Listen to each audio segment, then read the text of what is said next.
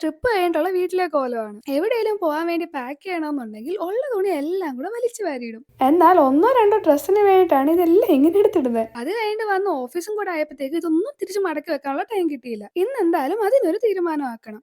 Office കഴിഞ്ഞ് വീട്ടിൽ വന്ന് ഒരു ചായയും കുടിച്ചിട്ട് നമുക്ക് പണി തുടങ്ങാം. പണിയെടുക്കുന്നതിന് മുന്നേ മുടിയൊക്കെ ഇങ്ങനെ പൊക്കി കെട്ടി വെച്ചാലേ പണിയെടുക്കാൻ ഒരു ആവശ്യം വരുള്ളൂ. ഈ തുണികളിൽ ഇട്ടതേതാ ഇടാത്തതേതാന്ന് എനിക്ക് ഒരു ഐഡിയ ഇല്ല.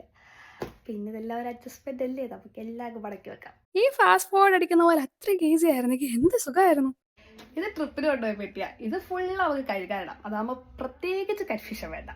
എനിക്ക് ഏറ്റവും കൂടുതൽ സമയം പോകുന്നത് ഈ തുണിയെല്ലാം കൂടെ അടുക്കി പെറുക്കി വെക്കാനാണ്. ആക്ച്വലി ഡെയിലി ചെയ്യുന്നവർക്ക് ഈ പ്രശ്നമില്ല. പക്ഷെ എന്നെ പോലെ ഇങ്ങനെ കൂന കൂട്ടിയിട്ട് മടക്കാൻ ഇരുന്ന് കഴിഞ്ഞാൽ അവസാനം ആകുമ്പോഴത്തേക്കും പണി പാളും. അങ്ങനെ കുറച്ച് ടൈമിലെ പണിക്ക് ശേഷം ആ റൂം ഞങ്ങൾ വാസയോഗ്യമാക്കി. അപ്പൊ ദാ കിടക്കുന്ന ഒരാഴ്ച മുന്നേ കഴുകിയിട്ട തുണികൾ.